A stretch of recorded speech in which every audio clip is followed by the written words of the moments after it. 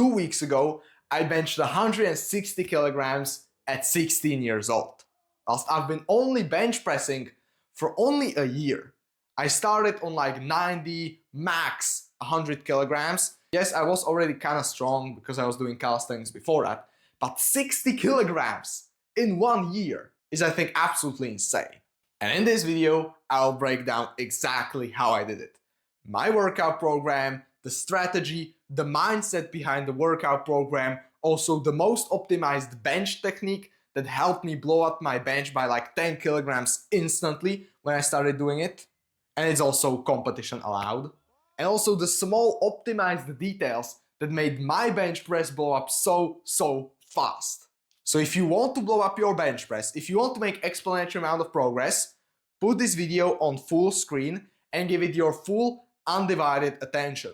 If you can't pay attention for like 15 or 20 minutes or however long this video is going to be, just click off. Like right now, generally click off and go and watch some, I don't know, Minecraft, Dr. Donut YouTube shorts. Go ahead.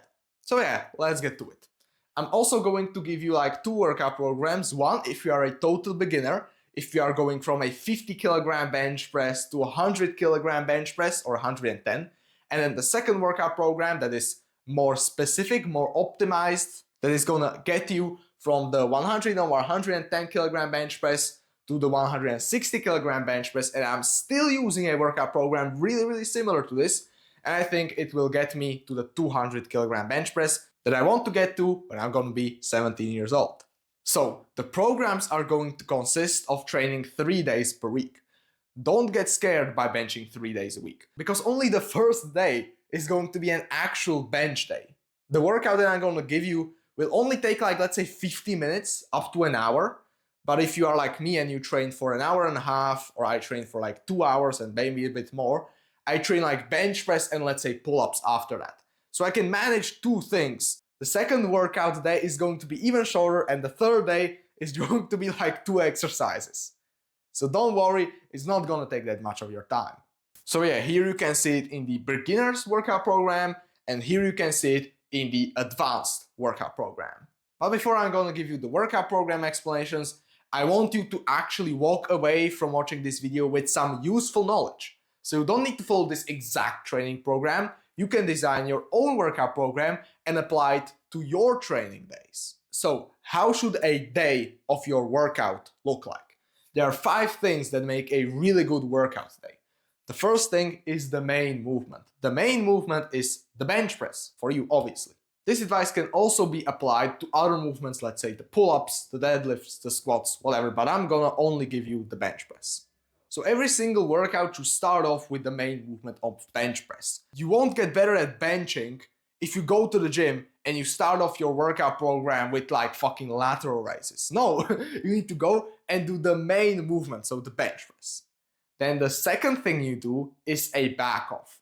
So before the back off, you did the bench press. Let's say 3 sets of 3, really high intensity. So only 3 reps per set.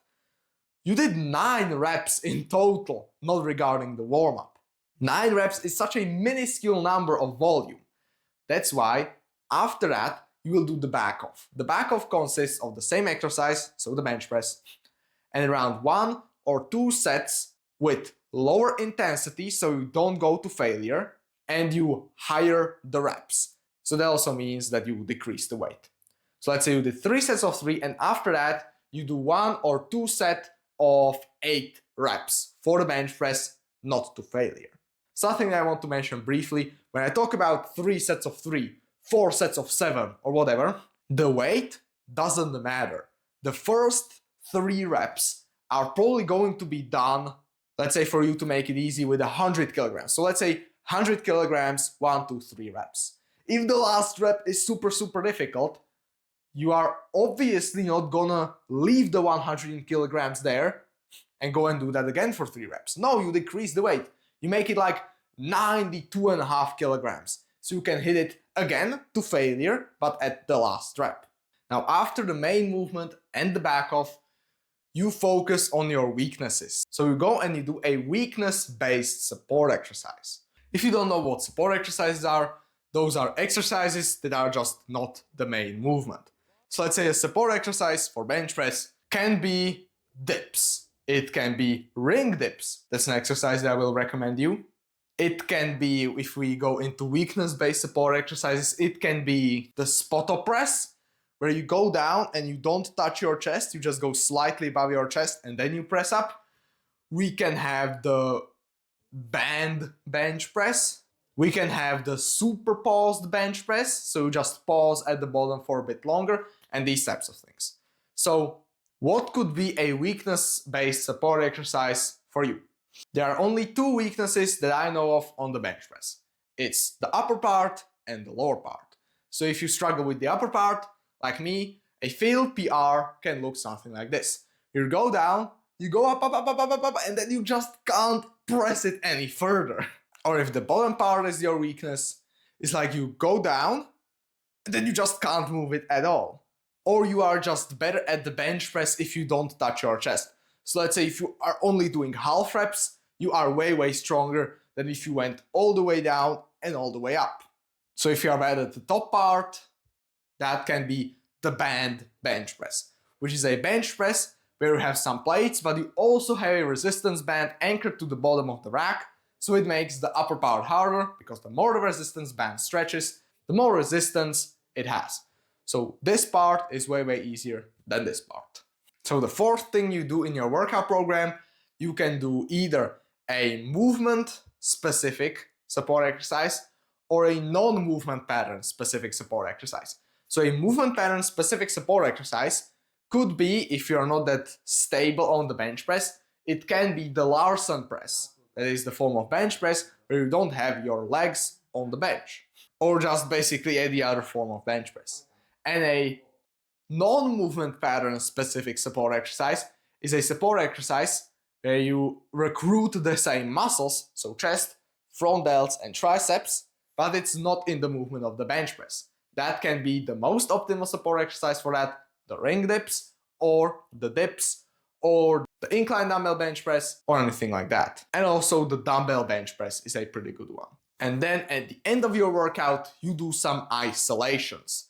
You can do weakness-based isolations. So if the top bar is harder, that means that your tricep is weaker. So tricep extensions are a really good weakness isolation. And a non-weakness isolation can be, let's say, the dumbbell flies. So your chest is already strong enough, but you do dumbbell flies to get, I don't know, a bigger chest. And just a regular isolation can, let's say, be lateral delts. So lateral delts isn't either your strong side or your weak side. It's just an exercise you want to get more aesthetic physique. No, I don't have really capped shoulders right now because I don't have a pump. But if I were had a pump, I would have pretty decent shoulders because I just do lateral raises at the end of my bench workouts. So if you are a beginner and you applied all of these different things in your workout routine, you should end up with a workout routine something similar to this one that I'm gonna show right now and explain it. It is a beginner bench program. You have 3 days. I just label it day 1, 2, and 3. And on the first day, it's your primary day. On this day, you do high intensity and lower volume on your main movements. So you can see that I have written bench press, 3 sets of 3, RPE 10. RPE is the measurement of fatigue. It's like how much from 1 to 10 you are exhausted. You only use in training RPE 6, 7, 8, 9, 10. You don't use like RPE 4 because that's like a warm-up. Your warm-up sets are like RPE 4 or RPE 5. Maybe even RPE 6. So yeah, RPE 10 is absolute failure. RPE 9 is 0 reps in reserve, you should say. Like, let's say RPE 9 set of 4 would look like this. You just do 1, 2, 3, and 4. Like, it wasn't like RPE 10 like a grind, but you definitely won't be able to do another one. And you can see in the brackets like or PR. If you want to PR, if you want to hit a PR, you do it on this day, you replace it with the 3 sets of 3. So you make the 3 sets of 3, 3 sets of 1. And every single time you are hitting a PR, you make the back off larger. So the back off in this case is just 1 set of 8. But if you hit a PR, the back off won't be 1 set of 8, but it will be like 3 sets of 8. So yeah, back to the regular program. Then you do the back off, RPE 8, So RPE is like 1 or 2 reps in reserve. RPE is almost impossible to convert into reps in reserve because it's always different based on the rep ranges that you do. Then you do a weakness-based support exercise. You pick a one that you want. I will also name and give you a list of support exercises like weakness-based support exercises for if you are bad at the upper part and if you are bad at the lower part. And after that, you do a non-weakness isolation. So let's say rear delts or side delts or whatever. Then in the second day, you start off with the main movement, 3 sets of 8, a bit higher volume and also high intensity, so RPE 10. Static hold, which is like holding the bar in the upright position. So you have a spotter, lift it up and you just hold it for like 10 seconds. You do this with about 130% of your 1 rep max, maybe a bit more if you can handle that. This is really, really good to build CNS adaptation in that movement pattern. CNS adaptation is just your mental capacity to move more weight. So let's say you don't grow muscle at all for let's say half a year, but you only gain CNS adaptation. In that case, you would still be able to push more weight with the same amount of muscle because your muscles can just produce more force and your brain just can send more signals to your muscles. Then we do dumbbell bench press, 3 sets of around 8 reps, a weakness-based support exercise, and at the third day, this is a really short workout. You just do 3 sets of 8 of bench press, just RPE 7 to 8. So let's say in this case, it would be 2 reps in reserve. Some really, really light.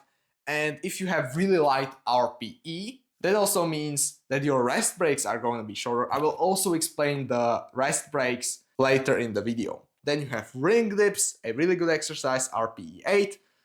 Now when I think about it, the RPE can be higher, like 9, and a non-weakness isolation, 2 or 3 sets of 10 to 15 reps. 10 to 15 reps is the rep range for muscle growth, because if you train lateral raises, you don't want to train them in the 6 rep range, like 6 reps, because it will be kind of difficult to grow any muscle. So this was the workout program for beginners. Now if you are more advanced, now it starts to get really fucking complicated. This is the workout program. Why is the workout program so fucking big? The first one is just a line, this one is like a cube.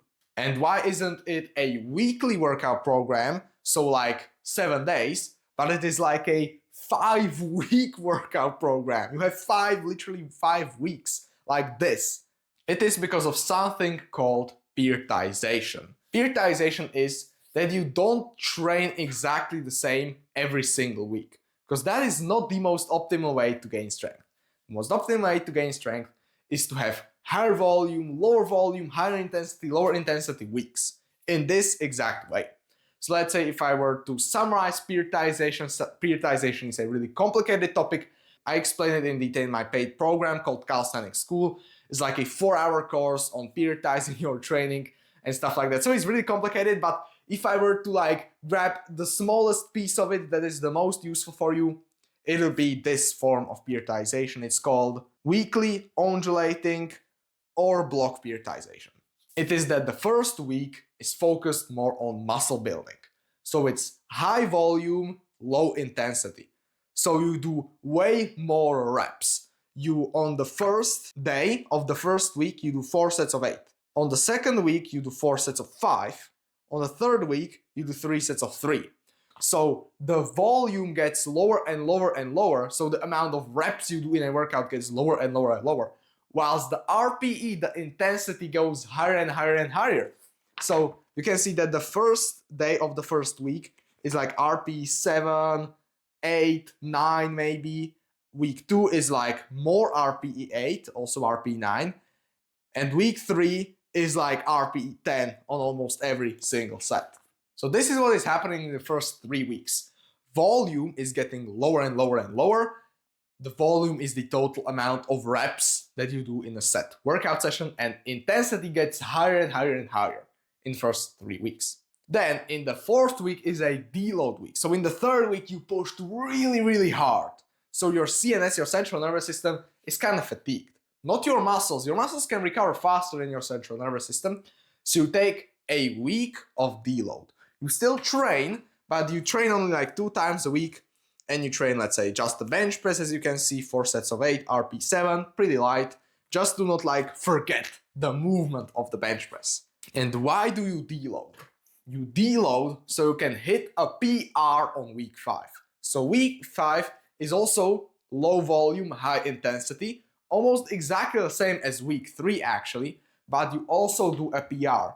So you can see bench press 1 set of 1 in week 5. That means that it is a PR. Now when you understand the basic level of periodization, let's get into the training program and explain to you how it works. So you can probably read, so you can read the workout program, what is there. But what might caught your eye is that why are some of the support exercises colored like light yellow and light red? The light yellow support exercises are the same. So let's say you can see week 1, day 1, weakness-based support. The one weakness-based support means like one exercise of the weakness-based. So one weakness-based support exercise, and then on the week 2, there is exact weakness-based support exercise, like weakness support, but it's red. That means that it is a different exercise. So I don't only have one weakness-based support exercise. I have multiple. I have like 2. That's what I teach you over here. I have, for my weakness, which is the upper part, I have the band bench. So the upper part is harder because the bands are pulling me back. And the second one that I do is the spotter press, which is like I get the arch, I get everything. I go down, I lower slightly above my chest, hold it there for like 2 or 3 seconds, and then I press up. And you alternate these support exercises from week to week. So 1 week you do the, let's say for me, the band bench. And on the second week, I do the spotter press. So you know what I mean? On some weeks, you just do one exercise, and the other weeks you do another one. That also applies to non-weakness isolations and weakness isolations. So for you, if you are going to be filling in the workout program, obviously all of the links to these workout programs are going to be either in the comments or in the description. And you, let's say, the first one, the weakness-based support exercise, 3 sets of 10, RP7, you, let's say, put the band bench over there. So you automatically put it in week 3 and also in week 5, also in week 2 of the second day, and week 5 of the second day. Something like that. Then, the static holds. The static holds, especially the one before a PR. Doing a RPE-10 static hold before a PR is the best thing that you can fucking do. Trust me. It gives you so much strength and so much more stability. Me, before the 160 kilogram bench, I did the static hold. So I don't think I can pull up a video, I probably deleted it, but a 150 kilogram bench, so 10 kilograms lighter, was moving kind of fucking slow, if you know what I mean. Like, I did the bench, but it was slow. Then I did the static hold. I loaded up 10 more kg on the bench, and it moved faster. Just because of the static hold, it gives you so much potential energy. So before a PR or before a 3-rep max, you do a static hold. So yeah, that is probably everything that comes to my mind based on this workout program. And also you have like rest days, so you have 1 workout day, 1 rest day, 1 workout day, 1 rest day, 1 workout day, and then 2 rest days in a row. This can be whatever you want. The first day can start at Tuesday, it can start on Sunday, it can start on Friday, on Monday, it doesn't matter at all. Just you need to do like 1 workout day, rest day, workout day, rest day, workout day, rest day, rest day. Just like that. Okay, here are all of the support exercises that you can do for the bench press. This is from Calisthenics School. So again, if you want tremendous amount of value for just $29 and also you support me and my YouTube channel, please go and check it out. You can subscribe, ask me personalized questions, stuff like that. So over here, it starts with if you are bad at the top part, you do the support exercises there. Then if you are bad at the bottom part, you do the exercises from there. There is also stability issues, so if you go down and then you lose stability, that's one of my friends, I suggested some exercises from here, and now he benches a lot more weight. Then also other useful ones are just support exercises that are non-weakness based. You can also see the camera icons and all of those. You probably don't know how the exercises look like, so here is a sped up video, again from Calisthenics School. I also promised that I will tell you how long to rest in between sets, so here is the RPE based rest durations that I use.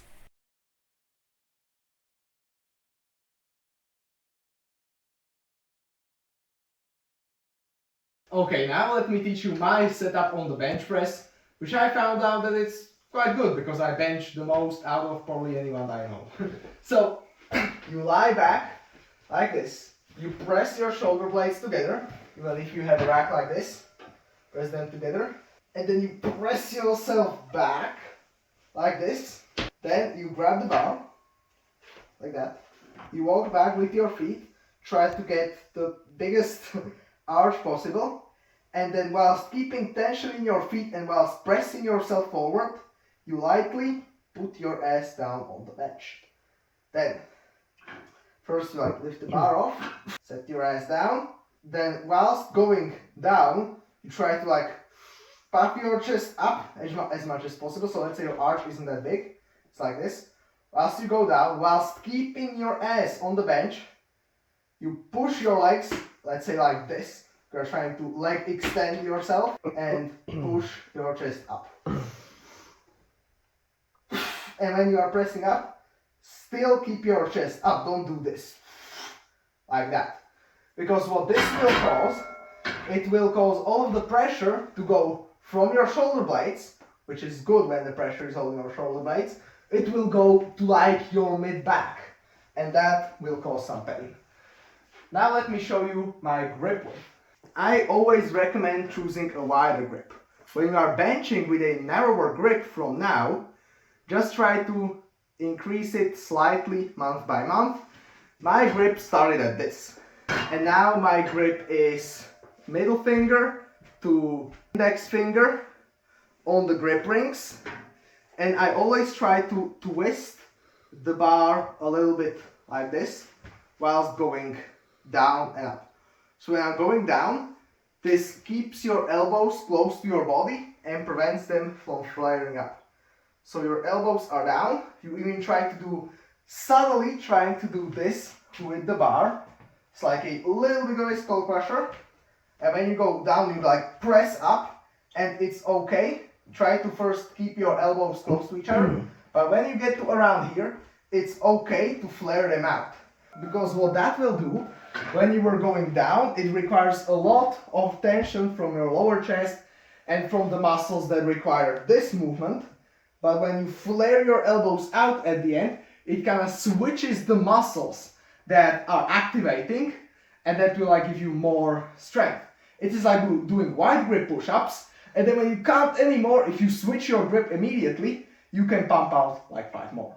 Now imagine that you've done all of this, you periodized your training, you applied it, you trained fucking hard, you strictly follow the workout routine, your diet is fucking amazing, your technique is getting better and better every training session, you still might not get to my level as fast. Think about it, you might not get to my level, you might not be as strong as me. And it's definitely not because of my superhuman genetics. It's because of optimization. I've optimized my lifestyle to the point where I'm just superhuman. I'm just extremely healthy. My testosterone can be even in the super physiological levels. I literally have above 1,400 nanograms per deciliter of testosterone. When it's tested in the morning, when it's tested at 10 p.m., it looks like this. This is the blood test, the summarized blood test, and this is the regular blood test that I did. I posted it on my Instagram, so people actually believe that I'm natural. There are levels to optimization. The first optimization is diet optimization. Yeah, you just eat clean, you eat an animal-based diet, you don't do this vegan bullshit, you don't eat junk food and these types of things.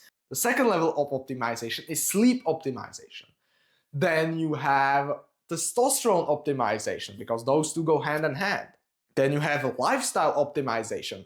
Then you have stress optimization, that you are not stressed out throughout the day. Look, this is a ring that I bought that tracks my sleep, my active recovery, my CNS recovery, and my sleep is 93%.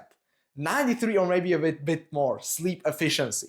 I get 9.5 hours of sleep, or 9.5 hours in bed, me lying there, but 9 hours of actual sleep. That's absolutely insane. My diet is extremely clean. I eat 220 grams of protein a day. Everything is optimized. That's why my results are superhuman. That's why my results are extremely fucking good. And if you think that my content is really valuable, and if you think that my content is extremely valuable, you can go and check out Calisthenics School. It's not only about calisthenics, it's generally about strength training, optimization, testosterone maxing, sleep optimization, like bulking, cutting, longevity, main gaining, diet guides that I uploaded just a few days ago. All of my courses plus one-on-one help from me, so your results can be as good as mine. Go and check it out.